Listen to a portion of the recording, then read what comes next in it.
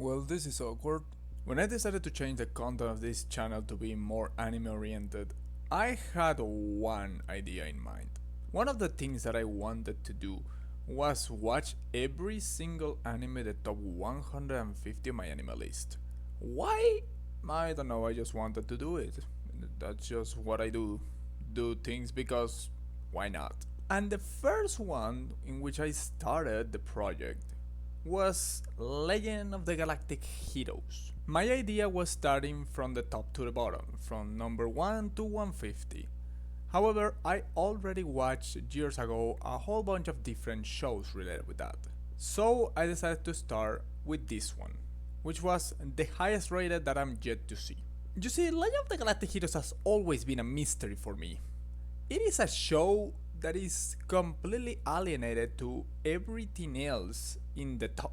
Every other show, basically in the top 50, are animes that came out in 2000 onwards. And Legend of the Galactic Heroes is not only older than 2000, it came out in the 80s. It is one of the, if not the oldest anime in the top 150. And I was skeptical about it. I didn't know where to even begin because it was so weird.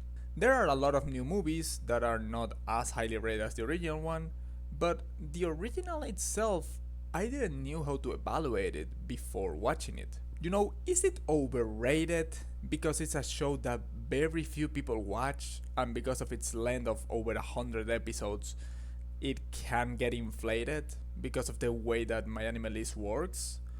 Or is it actually one of the most underrated shows out there because almost nobody watches it because of its age? And I came here to answer that question. Let's start with the basics as to why this is such a difficult show to approach. Legend of the Galactic Heroes is one of those weird cases in which an anime is more popular than what it should considering the time where it came out, but it's also like an anti-elitist anime. You see, the anime is so old that even a lot of elitist anime fans, the typicals that you're gonna see always glazing animes from the early 2000s or late 90s, don't even watch this because it's too old even for them. Which is insane if you think about it. A show that is so old that the average elitist is not gonna touch it is kinda crazy. Yet still manages to be considered a cult classic. And not only that, but as I mentioned, being in the top 10 of my anime list. A list which is well known to be insanely easy to tamper with. And somehow this 80s anime that falls into a specific niche has managed to survive that and still be one of the very few shows that maintains an over 9 out of 10. Which, as I'm saying, is fucking insane. But let's stop with those nonsensical explanations and actually ask, what the hell is Legend of the Galactic Heroes? Hey, do you want me to take a shock collar? I mean, a vibrating collar. Yeah, I think that is gonna be good for you. Legend of the Galactic Heroes is a political drama based in the war between two interstellar nations, the Empire and the Alliance of Free States. Are those the name in English? I don't know. I just watch it in Spanish, so you gotta deal with it. That's how I'm gonna call them. The Empire is easily the strongest of the two, with Alliance just being a small portion of this whole empire that separated a couple of centuries ago. And the story follows this war that has been happening since at least a century ago, with all of the things that implicate a war. And within the powers, there is a main character in each of them. There's Reinhard Lohengram from the Empire and Yang Wenli from the Alliance. Both of them are easily the most important members of their respective armies. Maybe they're not the main components of the story early on, but because of their high ranks at such a young age, both of them, you know damn well that they are gonna be the eventual full-on protagonists of the entirety of the war. Early on we have a couple of interesting things that we can see, but nothing too spectacular until chapter like 3, where we actually know how different this is from your average show. In chapter 3, we have the first hint at the things that we are gonna see throughout the entire of the story. We see one of these two main protagonists actually almost being caught and put in prison and almost beaten just because of political reasons, which is gonna be a constant throughout the story. How no matter how important a character is for a side of the story, they're not safe at all. As everyone should know, the world of politics is really fucked up, to say the least. Everyone is there for their own interests, and the very few people that actually wants to do something good usually are gonna be crushed, or are just gonna be another cog in the big machine of making the benefits from a very small group of the population. And in Legend of the Galactic Heroes, they go all in to show everything in the political side and in the war side of things. At the end of the day, as you can imagine, the war is just another excuse for politicians, and they show it with all of the things that you can imagine. It is extremely complex, and anything of what you could have imagined that could happen in a war of such a caliber, it's probably gonna happen or already happened. There is no shortage of war or political related stuff that appears on screen. There's everything you could imagine. There's treason, there's coup d'etats, there are people that change sides in the middle of the battle, from one side to the other and vice versa. There's people constantly scheming to try and become more powerful than what they are currently. There are constant struggles of power in both sides of the story. There's showcase of war crimes. There's also planning on making certain moves to specifically move the war in a certain direction. It is insane. And I haven't even mentioned the war related stuff. They show you so many different things in the war. There's all levels of management of troops, from macro management of the entirety of multiple brigades that count for thousands and dozens of thousands of spaceships, to even the smallest, going to the individual troops in a single spaceship for certain activities that happen in specific planets. There are moments in the history where you're gonna see a full-on battle happen between both of the powers that can accumulate millions of lives lost, and the next chapter following a single spaceship and what it's doing in a specific planet with less than 10,000 people. And in those individual moments, they can make interesting standalone stories. And the way in which they go from war to politics and go back and they interconnect each other chapter by chapter is very good. You're gonna see a group of people making an assassination attempt in one side of the conflict while the other is preparing to make a macro attack in a key location that could change the trajectory of the entirety of the war. And all of that happened in the span of 3 chapters. And that happens every single time. Every single 10 chapters you're gonna see some major events happening sparkle with a lot of interesting in-betweeners. And all of what I just stated without even taking into consideration the fact that there is technically a third country that is also scheming their own ideas. There's also another country which is even smaller and, well, it's more of a planet in both cases, but you know what I mean, which is completely led by just a religion, which is very unique. Granted, right now you're gonna see that in a lot of stories, but something that was done in the 80s is very original for the 80s.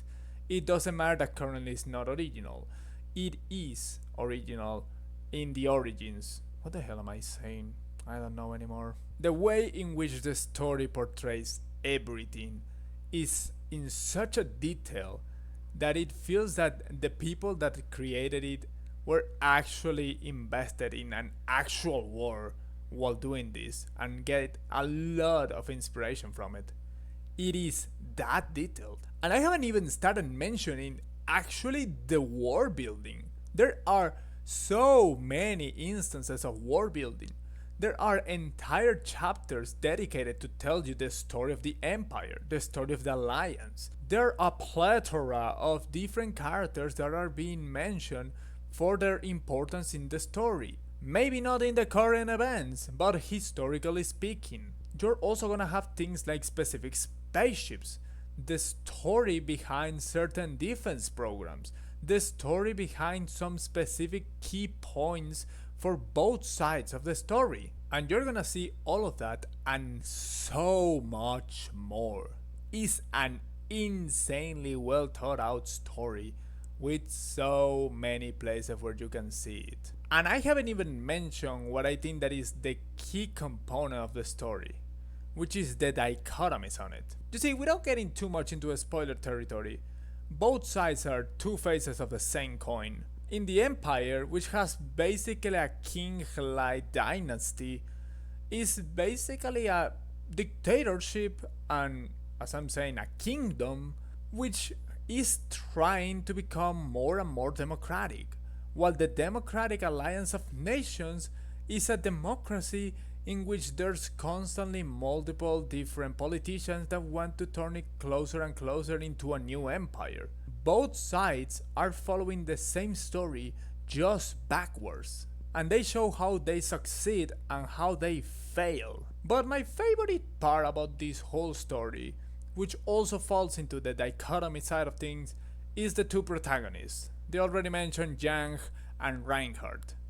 Oh my god, what a great pair of characters. Both of them follow very similar yet completely opposite paths. Reinhard Lohengram falls into a category of being part of a poor noble family that tries desperately to get money. And you know what that means. And it's that his sister is forced into a marriage with a family that has a lot of money, yet they do not have nobility. A very stereotypical thing that happened a lot in the past between rich families with no noble blood and noble families with no money. He absolutely despises how basically the history of its family forced his sister to be stripped away from him, and he wants to take revenge in the entirety of the system. On the other hand, we have Yang Wenli, a guy that basically falls into a middle class category, but he didn't have enough money to go and make his dreams of becoming a historian. So he was forced to go first to the army. And for certain reasons, he just became one of the best army members in all of the Alliance. We follow the paths of both characters and how slowly but surely they become more and more influential within their own side of the story, for good or bad. And the dichotomy once again starts to show, with Lohengram being born to become a phenomenal leader of an army, but being forced to become the leader of a nation, and with Yang Wenli being the opposite, with he being supposed to be a role model but somehow turning into one of the most influential commanders in the history of its own country. Both of them follow these paths, maybe not in the way that they want, but in the way that they are forced, just to be able to do what they think is the correct thing to do. And it's just fantastic how they show it. Every single chapter following either Lohengram or Yang Wenli is such a phenomenal delicatesse. It's fantastic. Both of them are phenomenal, fantastic characters in their own ways, and it's just such an enjoyable experience. I didn't understood why it was so well respected until I started watching it.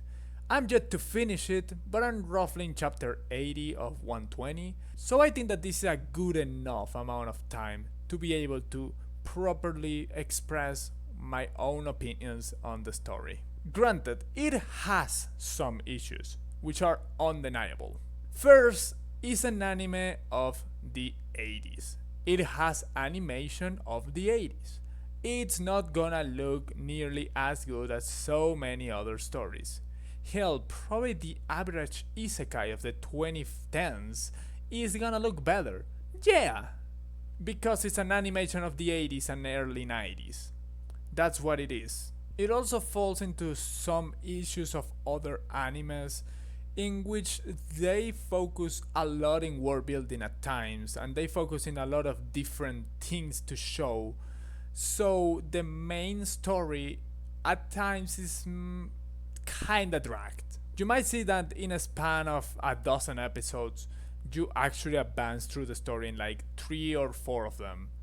That's what's gonna happen in a lot of these stories. This is a very slow burn, and that combined with the fact of the already mentioned 80s and 90s animation, this is not made for everyone. But I genuinely believe that this is one of the most impressive animes I have seen. With the expectation that I had, which were both low and high, I was not expecting this show to crush both of them, and it totally did it. It is such a phenomenal experience if you actually love this type of story that I just totally recommend checking it out.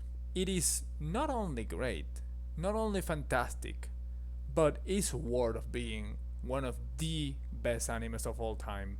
According to my anime list, but you understand what I'm saying. It is not only a war anime. It is not only an 80s anime. It is not only a my anime list gem. It is not only a political anime. It is not only a legend.